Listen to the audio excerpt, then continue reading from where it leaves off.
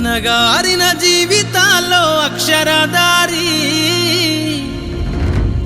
పొద్దై పొడిసెను చదువుల జెండగా మారి ఈ దేశపు మొదటి పంతులమ్మగా చేరి మన జీవితాల్లో నింపిందో వెలుగుల దారి.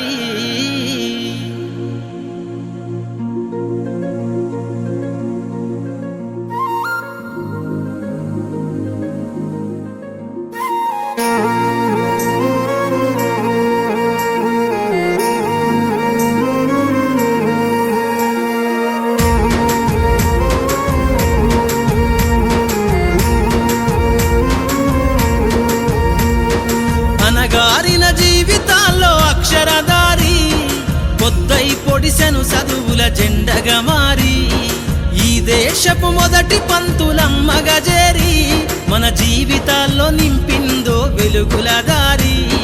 మరువద్దుర సమాజమా మహనీయులను, మరువద్దుర సమాజమా మహనీయులను, పూలే సావిత్రిబాయి త్యాగాలను. అనగారిన జీవితాల్లో అక్షరదారి పొద్దై పొడిసెను చదువుల జెండగా మారి ఈ దేశపు మొదటి పంతులమ్మగా వర్ధంతి సందర్భంగా అందరం తల్లికి నివాళులు అర్పించుకుంటున్నాం. ఆ మహిళలు చదవాలనే ఉద్దేశంతో చాలా కృషి చేసిన ఆమెకి అందరం నివాళులు అర్పిస్తున్నాం. చదువుకుంటే అది తన వరకే పరిమితం అవుతుంది, కానీ ఆడపిల్ల చదువుకుంటే అందరికీ వెలుగు అవుతుంది అనేటువంటి దానిని మొదటి నుంచి స్ఫూర్తిగా తీసుకున్నటువంటి వాళ్ళు సావిత్రిబాయి పూలే గారు. ఈవిడ భారతదేశానికి సంబంధించిన మొట్టమొదటి ఉపాధ్యాయ శిక్షణ తీసుకున్నటువంటి ఉపాధ్యాయుని, మా అందరికీ ఆదర్శప్రాయమైనటువంటి వాడు.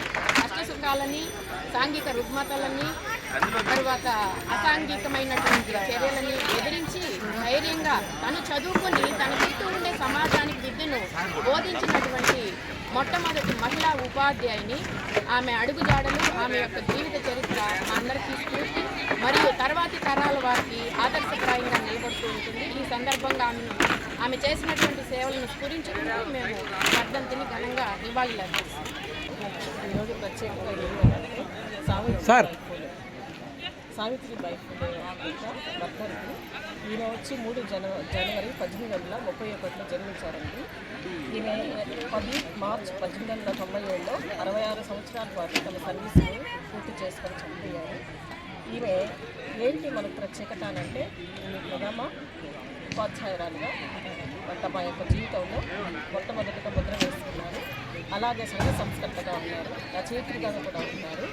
ఆమె తమ జీవిత కాలం అంతా కూడా ప్రతి ఒక్కరు స్త్రీకి రోల్ మోడల్గా ఉంటూ అందరినీ కూడా ఈ యొక్క ఉపాధ్యాయ వృత్తి చేసేదానికి అనుగుణంగా తీర్చిదిద్దాలనే ఒక ఆశయంతోనే జీవించారు. కాబట్టి ఈ దినం ఆమెను గుర్తు చేసుకోవడం మనందరికీ ఎంతో మంచిది, ధన్యకరం కూడా నేను అనుకుంటున్నాను. ఈ అవకాశం ఇచ్చినటువంటి పెద్దలందరూ కూడా నమస్కరించుకుంటూ ఆమెను స్మరించుకుంటూ ఇంతటితో ముగిస్తున్నాను. ఆడపిల్ల సమాజానికి, చదువుకి మొత్తం దూరంగా ఉండి కేవలం చాలా చిన్న వయసులోనే ఎలాంటి ప్రాపంచ జ్ఞానం లేకుండా కేవలం వంటింటి కుందేలుగా ఉన్న రోజుల్లో, ఆ రోజుల్లో ఆడపిల్ల బయటకు రావడమే మహాఘోరంగా భావిస్తున్న రోజుల్లో శ్రీమతి సావిత్రిబాయి పూలే ఆడపిల్ల చదువుకుంటూనే దేశం బాగుపడుతుంది, ఆడబిడ్డ చదువు దేశానికి గర్వకారణం అనే నిదానంతో అనేక సామాజిక రుగ్మతల నుంచి, అనేక మంది రౌడీల నుంచి, గుండాల నుంచి తను ఎదుర్కొని తను ఒక స్కూల్లో టీచర్గా జాయిన్ అయ్యి బడుగు బలహీన వర్గాల ఆడపిల్లలకి చదువు నేర్పిస్తేనే దేశం ముందడుగు వేస్తుందని చెప్పి బాలికల కోసం ఒక ప్రత్యేక పాఠశాలను పెట్టి ఆనాటి విద్యా అభివృద్ధికి బీజాలు వేసినటువంటి తల్లి సావిత్రిబాయి పూలే.